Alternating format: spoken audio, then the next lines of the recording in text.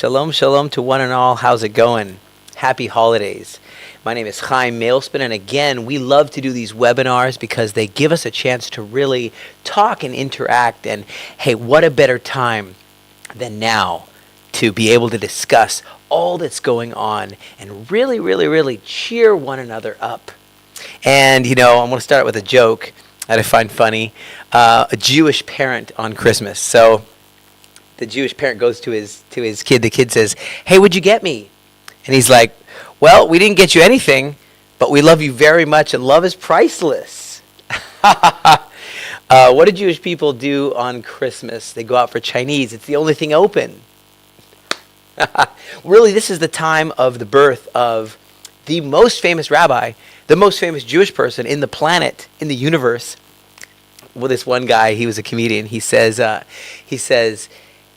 some people say the Jewish people control the media. The Jewish people control the banks. The Jewish people control behind the scenes, all the wars, all the world. The Jewish people rule the world. And he says, I'm not worried about that. I believe a Jewish person rules the universe.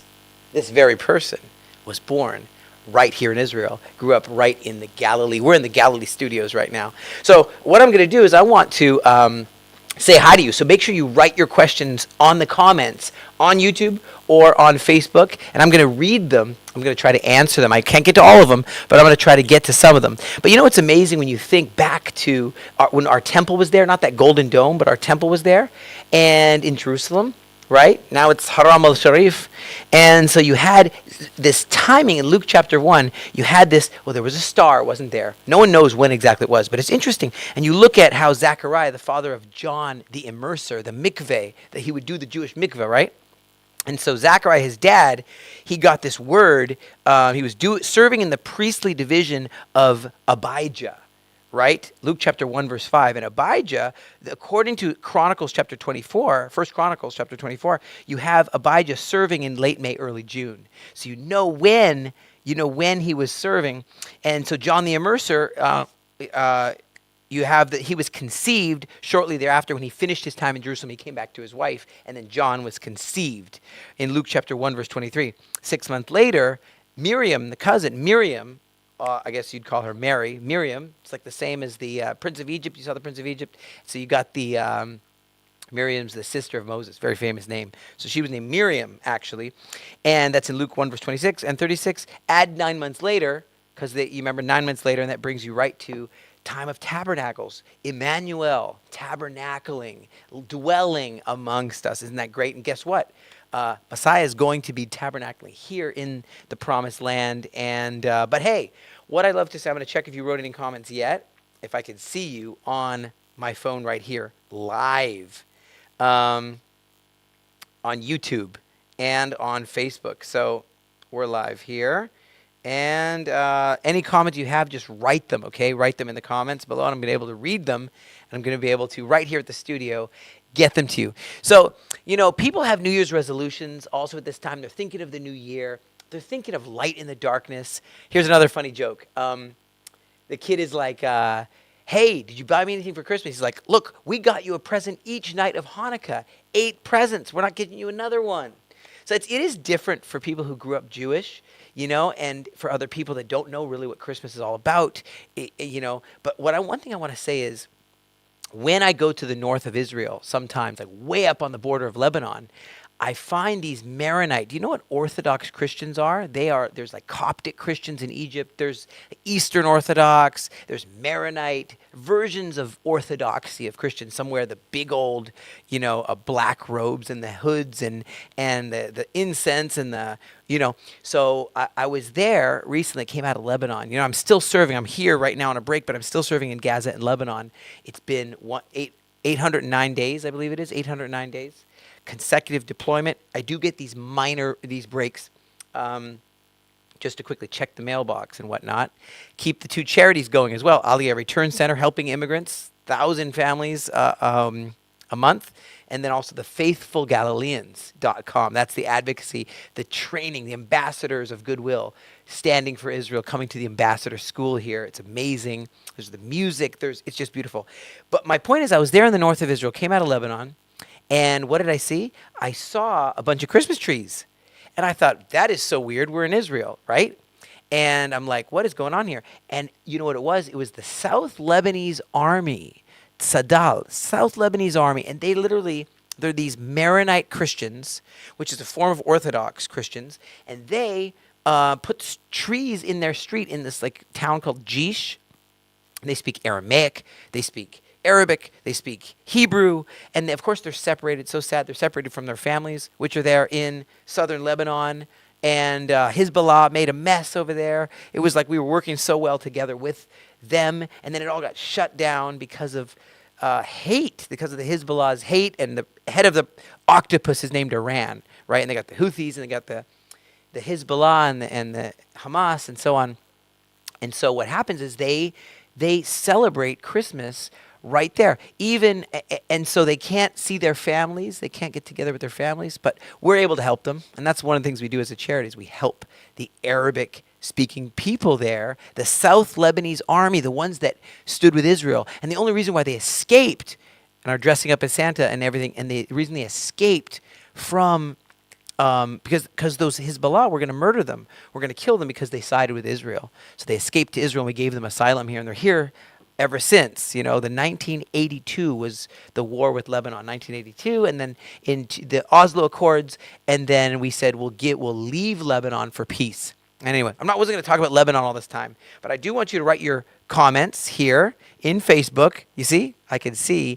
Share this to your friends, though. Go ahead and share the feed to all your friends. Good to see you, Shirley Klein. Good to see you, Jackie Von Ostendorf. Happy holidays to Benjamin and to Shirley, to everybody, Shirley Klein and Gail Schroeder, and we love them. They are house parents here. Good to see you, Gail. Walter, say hi to Walter. Happy holidays. This is a holiday special where we want to talk about the light. We want to talk about love winning over hate. We want to talk about the beauty, the most famous Jew, the most famous rabbi ever in the history of Jews, from right here, homegrown, name of Yeshua, was growing up right here in this Galilee, and we're in the Galilee studios. So I just want to say that, I just got to give you an overview of what we're looking at right here, and write your questions in the comments. Good to see you, Jackie. Good to see you, Jason Cover. Everybody, good to see you. Write your questions, if you can, in the comments. תגיד, זה לא ביוטיוב, זה לא ביוטיוב, אחי, זה לא ביוטיוב. אתה בטוח שזה ביוטיוב הנכון? שלי? Anyway, so I want you to be able to, תראה לי בטלפון שזה ביוטיוב שלי. I want you to be able to write your comments on the YouTube, write it on the, and go ahead and write it on the Facebook. And I'm going to be able to answer some of your questions. This is called a webinar. We can actually have a conversation. That's why I'm looking at my phone and looking here to see what you write. I'm ready to read what you write and be able to answer. And good to see you, Anu. So we're getting everybody, beautiful days, right? In the midst of all this. So I'm hoping and I'm believing that there's going to be New Year's resolutions that are deep New Year's resolutions for people coming up for the new year, where people want more depth, more clarity. I think people are tired of getting kind of misled by, there's false teachers out there, there's false prophets, there's people that are just bashing Israel, lying. That's one of the reasons why I do the media I do, because of the amount of lies that are out there. I'm literally starting a whole channel, by the way, a whole entire, not just YouTube channel. I'm talking cable networks and TBN and CBN and Daystar and all these channels, and Rebel News, Truth Social. I'm on all these things because we need to speak the truth in a time of great darkness. And I'm hoping that New Year's resolutions will not be just, I resolve to get myself a new car. No, I resolve to be a speaker of truth. I believe to stand up like Jesus, Yeshua did, stood up for truth. He stood up and he spoke up for truth, and that's what we got to be like that. We got to be like that, not just surface level narratives. So it's not only understanding history of Israel, like how Israel historically was 2,000 years ago, but even what's going on today. Israel has more legitimacy than pretty much any country in the world to be here. I mean, never mind just the Balfour Declaration. What about the League of Nations? What about the United Nations? What about the San Remo and the Balfour Declaration?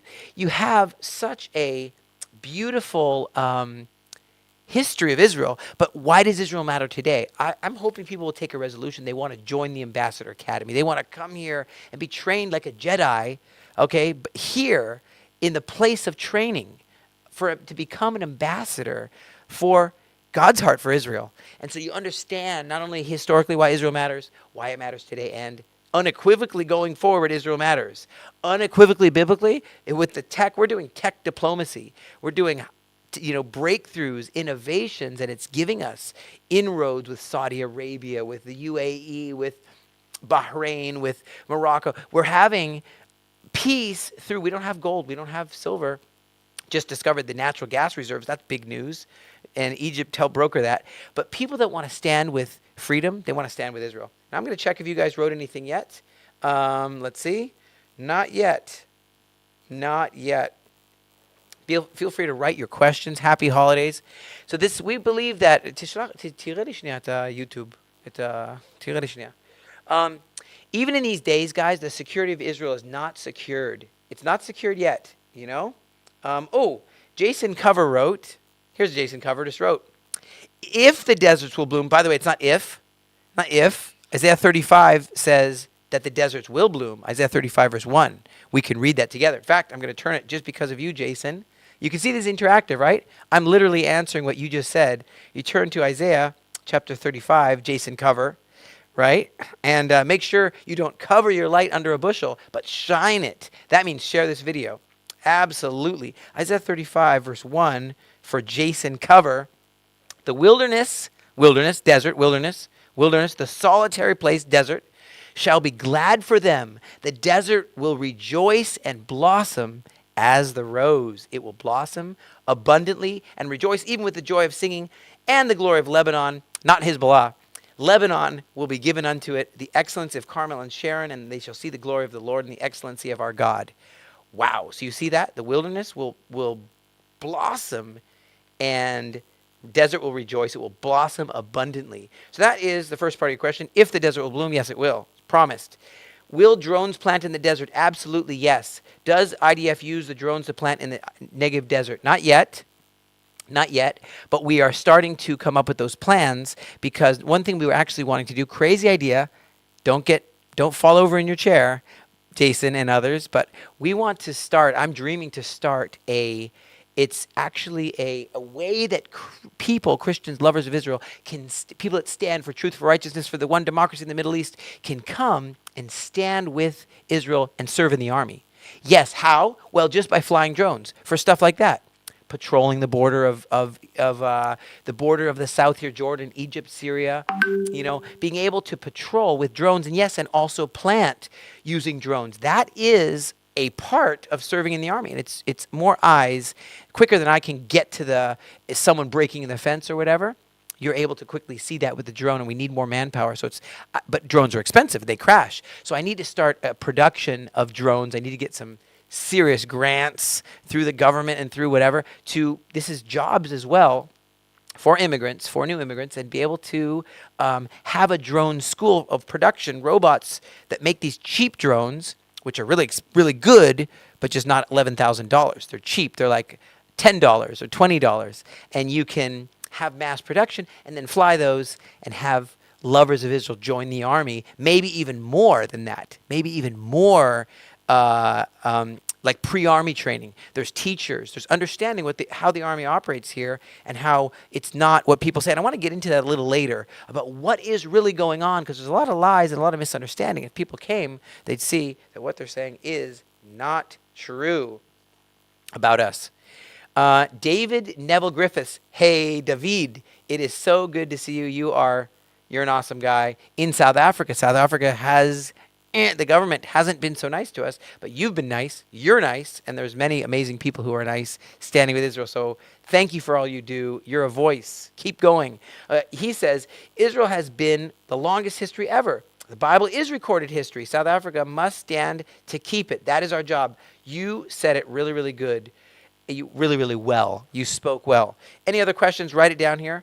אבל למה אני לא רואה את זה ביוטיוב? למה אני לא רואה את זה ביוטיוב שלי? זה באפ. אבל תראה לי שנייה איפה שזה אצלי בערוץ של Real Israel Podcast.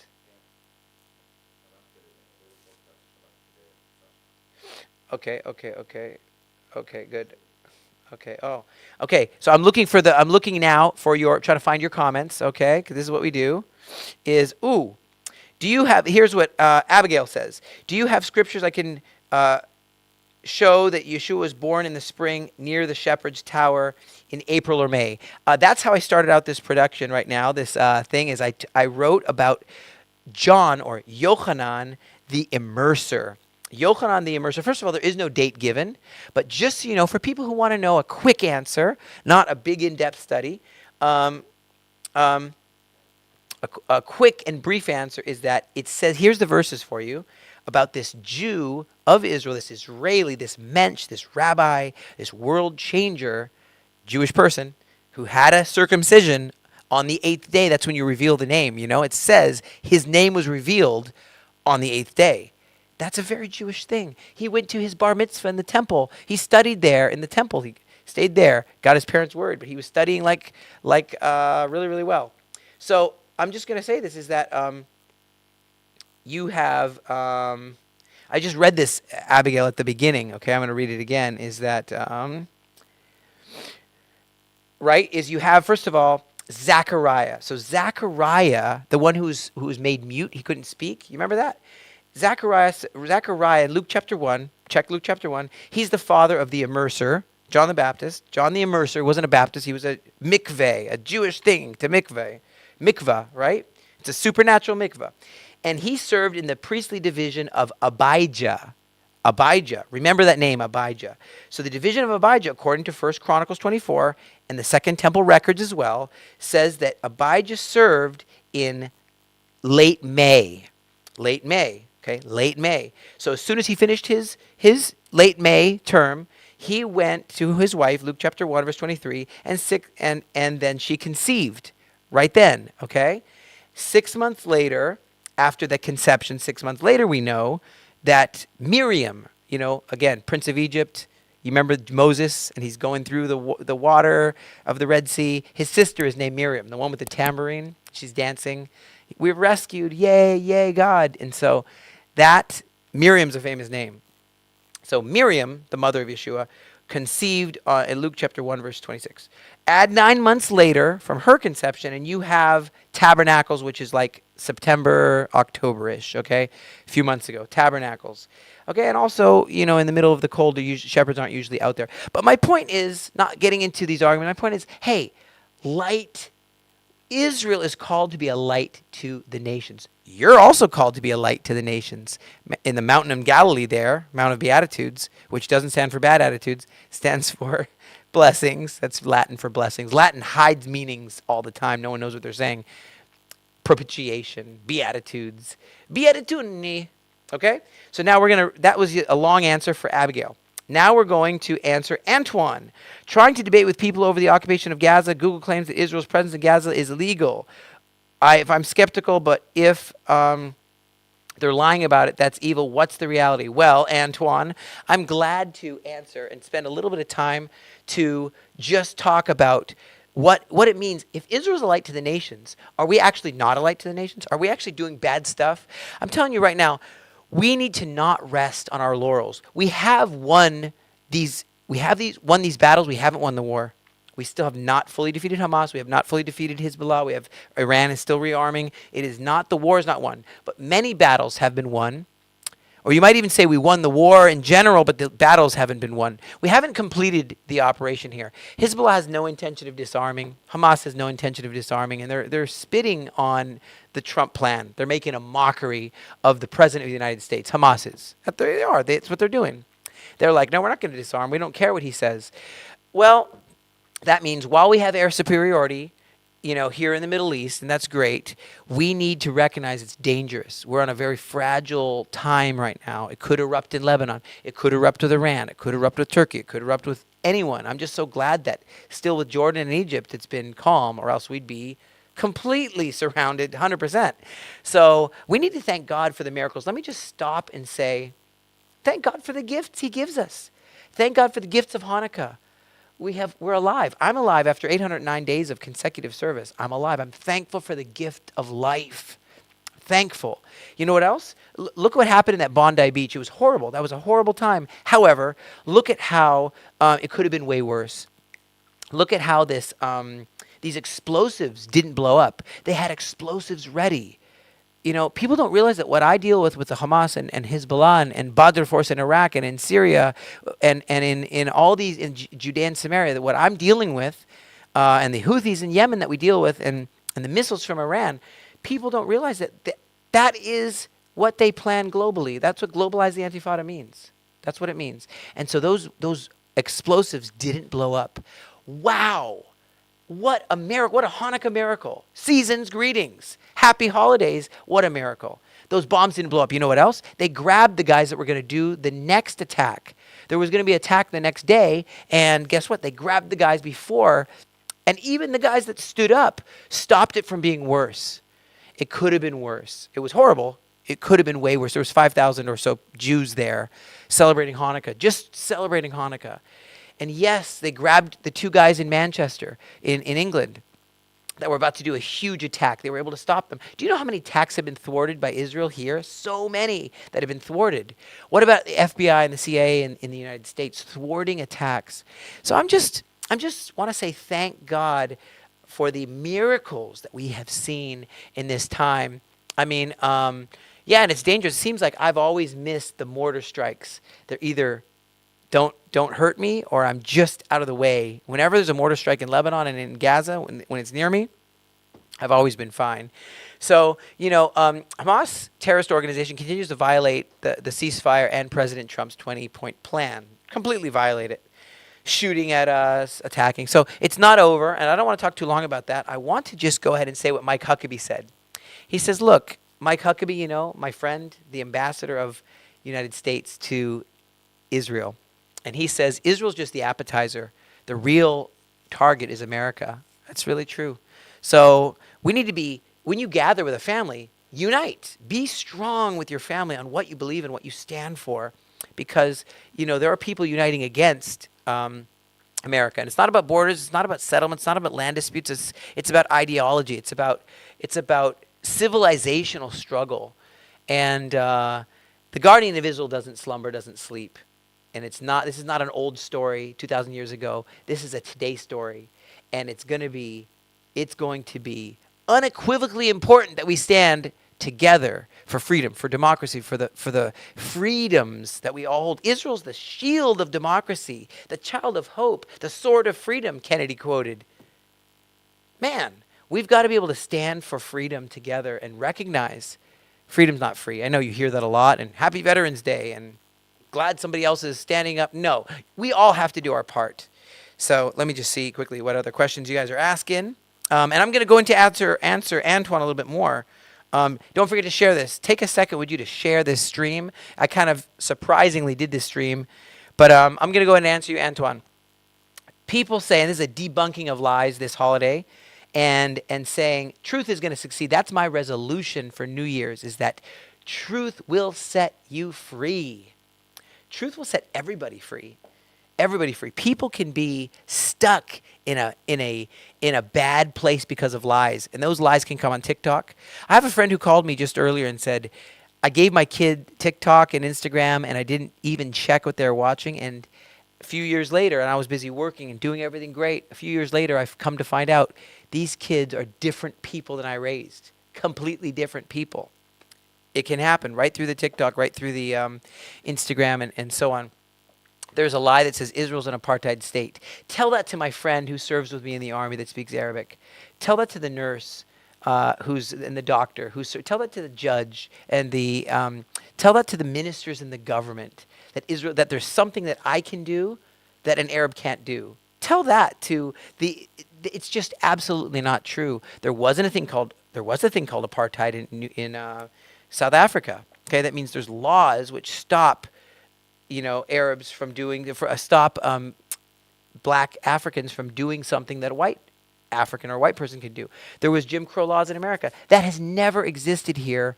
Does not exist. It's not true. Now, is there, and they serve together. There's 2 million that are together equal citizens with us in this land. That's a complete lie that Israel has racial system, racial laws. Now, if you're talking about those who did a war against us in 1948 when we came from the Holocaust, and they rallied and said, we're going to push them into the sea, and they chose not to be Israeli citizens, they chose not to be with us in as co-citizens. Okay, well, they decided to stay as enemies and jihad till death, so they were placed in Gaza and in Judea and Samaria. Some mistakenly call that the West Bank. And they were placed there. It's just been a very long time, 77 years, because they refused to live here under the infidels' flag, they call us. So that isn't apartheid. That's just called national security. We don't want to die in our sleep. And so that's why there's checkpoints where they must be checked before crossing in. So no, it's a complete and utter lie that Israel is a apartheid state. That's wrong. So let me see. Does that answer you about, Gaza? Okay, that Israel is committing ethnic cleansing. I mean, some of the stuff is just so ridiculous. That Israel's committing genocide. Okay, it's totally not true. If you start out with about 500,000 people after that war I mentioned in 1948, and suddenly you have about 2.2 million people, that's a huge population boom. That's it's a rate of increase that is quicker than Israel. A rate of it, people have a lot more kids in Gaza and Judea and Samaria than here. So how come, if we were committing genocide, how come that the population's increasing? How come we're always warning people on radio, on drones, on leaflets, on SMSs, on hacking the radios and everything, and saying, please leave this area, please remove yourself from this area, it's going to get dangerous in this area as we remove infrastructure, Hamas tunnels, Hamas infrastructure, Hamas terror production, and lathes to make missiles which end up on our heads. So please leave. If we were trying to do like other countries did, let's drop a bomb on Hiroshima, drop bombs on here and there. No, we purposefully ask them to remove themselves and to protect them. So that is ridiculous to say that one of the best numbers of civilians versus combatant terrorists that died is one of the best. It's 1 to 9 usually. 1 combatant terrorist to 9 civilians, usually in the UN. That's what they posted. We're about 1 to 2 or 1 to 3. So it's one of the best in the history of warfare ever because we do so much work to protect. We do more than Hamas does to protect and to help the Gazans. Then they say, well, no, you're doing a deliberate starvation campaign. What? How come 600 trucks? How come I literally see, personally me, I'm not paid by anybody to do this. I'm just being, my book's coming out soon where I write some of these thoughts and some of these things. Well, why in the world are 600 trucks a day going in? How come we keep the fuel on and the electricity on and the water on? How come, who would do that to an enemy territory? It's ridiculous to say now the Hamas does shoot their own people. Hamas does rob from their own people. Hamas doesn't give the tunnels as a protection for their own people. Hamas does extremely evil things. But my point is, New Year's resolution, let's stand up for truth. Let's not be duped. Let's not be pawns in a dawah, in an enemy jihadist, mind-boggling brainwash by Qatar and the spokespeople for Qatar, for the Muslim Brotherhood that exists, that pay a lot of money in order to brainwash you with these things. And that's where these questions come from. But happy holidays, the light wins over the darkness. Truth wins over lies. So we don't have to worry. This is like a courtesy to tell you guys the facts, because in the end, the truth will win. So let's see who wrote some messages here. Message from Kimberly Courier. Make sure you guys share this if you do me a favor and just share this. I will never stop praying without ceasing for you and for IDF. I think that you will find this encouraging. Wow, yes. We are making bridges here. We're building bridges. Yes, and the Aliyah Return Center helping the Arabs that are local Arabs, and not just them. Higher education. I think people don't know that we all help each other. We're citizens. And these Arabs that live in the Galilee do not want the Hamas to win. They don't want the Hamas to rule. They would be abruptly, and their lives would end abruptly if the Hamas won. So I'm just reading the messages you wrote here. It's amazing. Croatia, good to see you. Daniela Jurkovic from Baruch Hashem from Croatia. Love it. And Victoria Ayers, good to see you too. What amazing, amazing, amazing. So yeah, please do keep writing those comments here. And that's amazing. What I will say is now to answer Super, I don't know who this is, Super FSTGTO1, whoever that is. I'm going to quickly answer you is saying, you're saying, is this an unprovoked war? Israel just attacks Gaza and Lebanon without cause, just because we feel like bombing, because we got a crazy prime minister who just wants to bomb everybody. Is that the facts? Is that true? Did October 7th not happen? We weren't just in a music festival in our homes in the South, friends of ours, and just they came in and massacre, rape, kill, torture, burn families, burn kids in ovens. Could put them in an oven, turn it on, and made their parents watch at gunpoint. I mean, you could see the videos, but light will win over darkness. Good will win over evil. That is the point. Israel is a light to the nations, and I believe that is during this holiday season, the very things that we hold on to, the very wonderful things, are things we need to hold dear to our heart family. The fact that the country is still a place where you can practice your faith freely right now. That is not something to take for granted. It's something beautiful and something wonderful. So yeah, any other questions? Where are most of the people, this is from the Hub. The Hub says, where are most of the people coming from who are making Aliyah? Wow, great question. France, any place where anti-Semitism is really, really rising in an alarming rate, that's where they come from. France, England, alarming rate. There's like 700 no-go zones in France. Means someone's getting hurt, the police won't go there. They won't go there. You don't want to get your pop a tire in the wrong area, because in Jewish people, I asked someone today that came from areas in Germany, and he said there's areas that if you go there and you have like a Star of David, you'll be beat up, you could be killed. He says, and this is a German Jew, and he said inside his house he feels fine, but when he goes to certain places in Berlin, he was telling me, so places like that, Jewish people end up coming quicker. From France, from England, from United States, Canada. There's, of course, Ethiopians, a lot of Ethiopians, and B'nai Manasseh from North India. They're the sons of Manasseh, tribe of Manasseh. So I don't know if that answers you, the Hub, whatever your name is. Thank you for sharing this. If you did, please share this feed. Okay? So now, so here we go, is Kimberly. Thank you so much. And from Victoria Ayers, she says, Chrismaka, like Hanukkah and Christmas. That's awesome. So, saying that, just realizing that Israel's a light to the world. I'm just going to read that. Isaiah 42, verse 6. I, the Lord, have called you in righteousness. When you put a star up there, and you think of this star that appeared over Israel, do you know that God is guiding people to come and stand with us in Israel? He's guiding. Those people came from Persia, which is Iran. Modern day, it's called Iran. And they were watching the times. They were watchmen.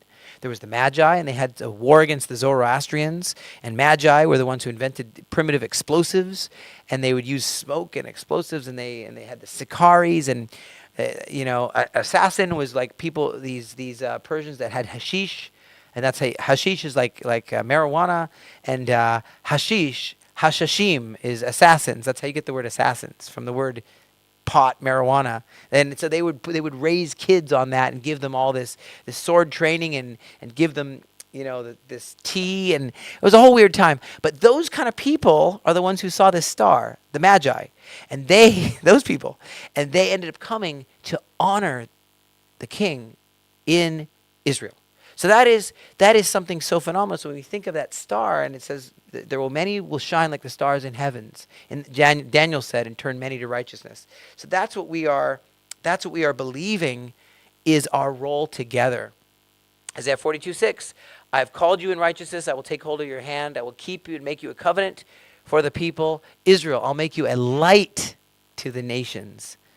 So the light shines in the Galilee. Isaiah 9, verse 6 talks about a light shining in the darkness. Shining in the darkness. It says a place that sat in darkness, a place that was in great contempt. Upon it a light touches upon them shines, it says. Isaiah chapter 49, verse 6. Is it too small a thing for you to be my servant, to restore the tribes of Jacob and bring back those of Israel who I have kept?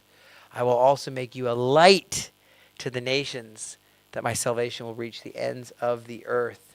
Daniela, that's for you. Keep on, Daniela. Keep on shining the light. Hey, just before I go, before we end this, I want to see if you have any more questions. I'm logging in to see what other questions you have. Here, Jason Cover says, another question. Great. Be sure to share this. Go ahead and share this link to 10 groups. Go for it. Jason Cover says, who are the kings that help Jews make aliyah? Who are the princesses that are nursemaids that are in Isaiah 49? Yes, it says, if you compare, it says the sons of those that hurt you, the sons of those that came against you will come and will minister to you, bowing down to you. They'll nurse you. A wet nurse is someone who takes a baby, that's what Isaiah 49 is talking about, a wet nurse, as a woman who takes a baby that's not their own baby and nourishes them with their very nourishment. Okay, so that is the way that it says kings will come and nourish you, Israel. Those that afflicted you, was the word, will come bowing to you and they will nourish you like a wet nurse does. That's, at first when I read these prophecies, I thought that's kind of weird, but it's not weird. It's not weird. It's great. What imagery. What an imagery that you're going to see these kings like those magi coming and helping, bringing the Jewish people from the persecution, from the anti-Semitism, carrying them home, Isaiah 49, verse 22, carrying them home in their arms and on their shoulders. Who are they, Jason? Well, I'll tell you. Look at Isaiah 60. It talks about the flocks of Nebiot, the rams of Kedar, the rams of Nebiot, the flocks of Kedar. It talks about the Midian. Where is that? That's the Saudi Arabian Peninsula. That's people from the East. There's people from around the Middle East and from around the world which were afflicting us like a thorny briar. It says these nations will be the ones that will come and minister unto you, and the wealth of the nations will come unto you. So that's beautiful. Here, one more verse about light. Let me tell you, one more verse about light is that Zechariah. Let's do Isaiah 60. Arise and shine, for your light has come, and the glory of the Lord, the God of Israel, shines upon you, Israel. Nations will come to your light, and kings to the brightness of your rising. You know, as we sit here and families gather and they talk about the light in the light of the world, I really, really want them to remember, and I'm going to play a video at the end here. I'm going to play a video as we end. I'm going to play a video about, because there's Palestinians that are saying that Jesus was Palestinian. Of course, that term wasn't even invented.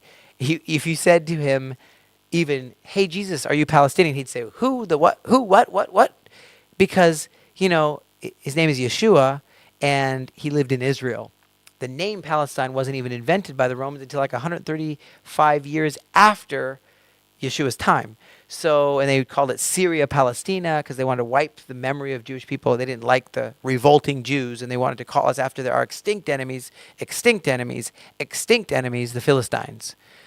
Even the name, and so the Palestinians of today have no relation to those people, the Philistines. But I think you know that. You know all this. But so it's I just want us to remember that God still has a plan for Israel. Against all odds, Israel will survive, and you know, the claim that we are colonialists, that's kind of the worst.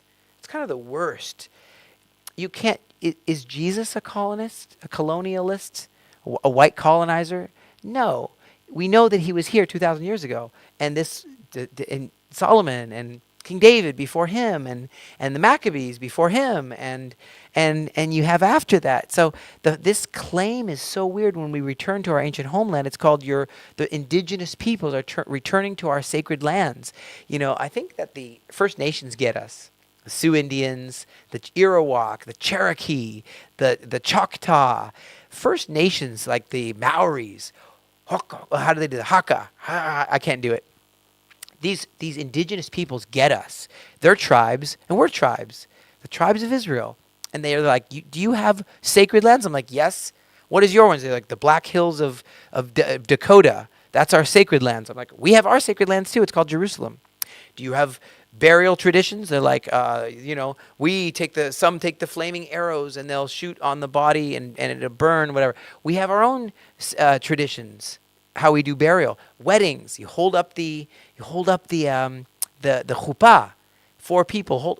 We have our burial tradition. We're wedding to manhood. From the 8th day, 8th day circumcision. You have the bar mitzvah. You have the rites of passage. Jesus did all these, So I just think that people like to take him out of his context all the time. Well, stop all that. Okay? And share this video.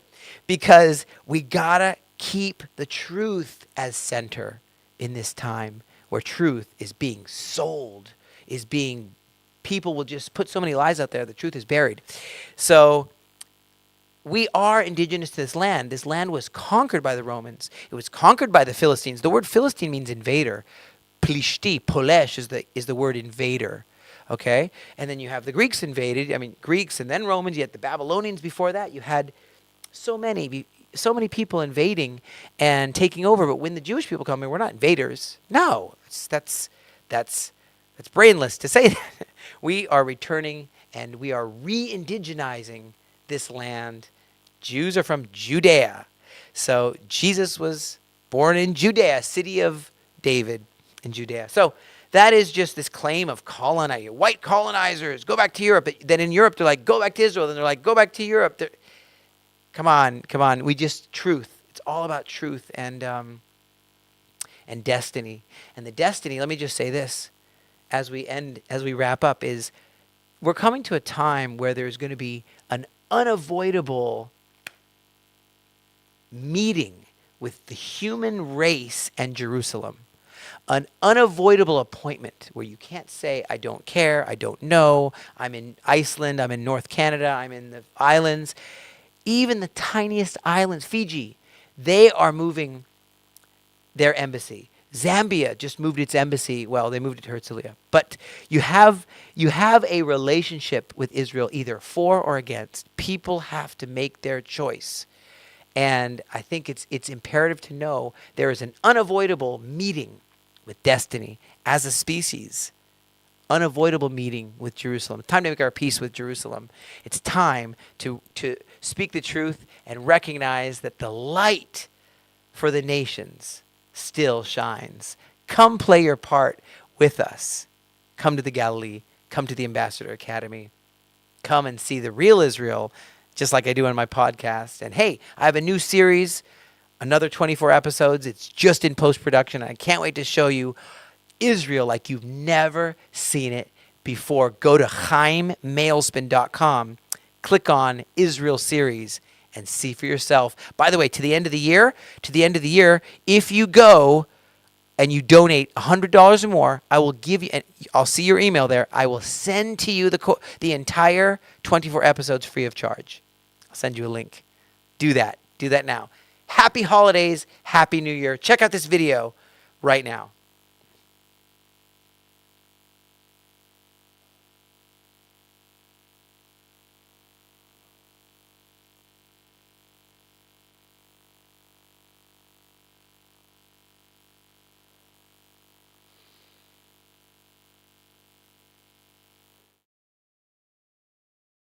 It's deliberate.